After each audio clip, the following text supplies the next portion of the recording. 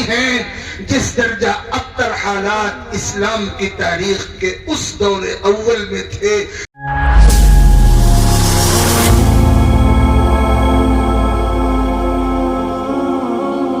حالات کی لپیٹ میں نہیں تھے، کیا اس وقت چیلنجوں کا سامنا نہیں تھا، کیا اس وقت باطل طاقتیں دھندنا نہیں رہی تھی، کیا اس وقت سازشوں کا سامنا نہیں تھا؟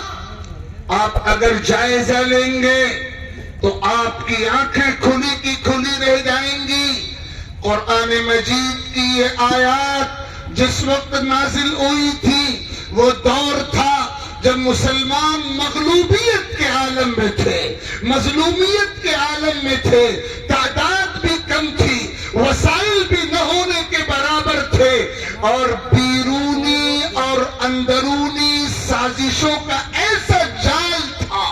بیرونی اور اندرونی دسیسہ کاریوں کا ایسا طوفان تھا، ایسا سیلاب تھا جو پوری طغیانی کے ساتھ اور پوری طاقت کے ساتھ بہ رہا تھا، اور ایسا لگتا تھا کہ یہ سیلاب کسی بند کے آگے رک نہیں سکے گا۔ لیکن سلام ہو صحابہ کرام رضوان اللہ علیہم اجمعین کے ایمان کو، اور آفری ہو ان کی ہمتوں کو،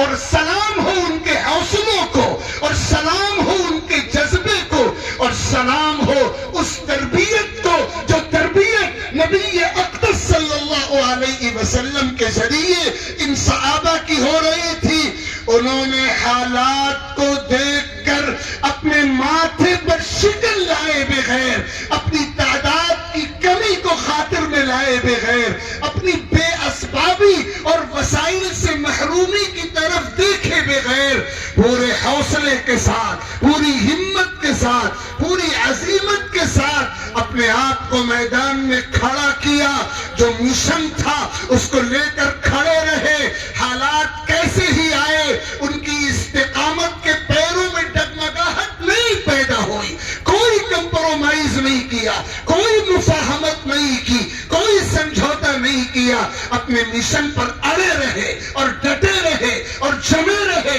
اور قائم رہے۔ بالآخر دنیا کی آنکھوں نے دیکھا، آج تک ریکارڈ ہے مستند ثبوتوں کے ساتھ کہ حالات ختم ہوئے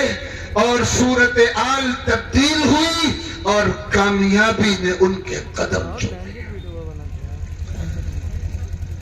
ان کی تربیت جس نبی کے ذریعے ہو رہی تھی، اور ہم اور آپ جس نبی کے نام لیوا ہیں،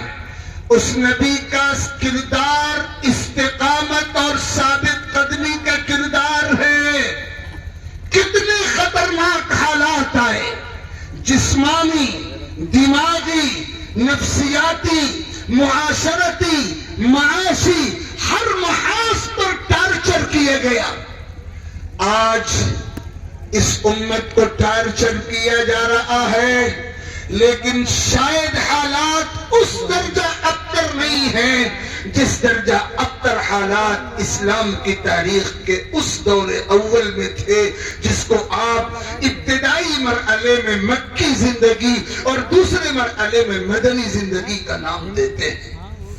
پورے طور پر ٹارچر کیا جا رہا تھا، لیکن حضور اکرم صلی اللہ علیہ وسلم استقامت اور ثابت قدمی کا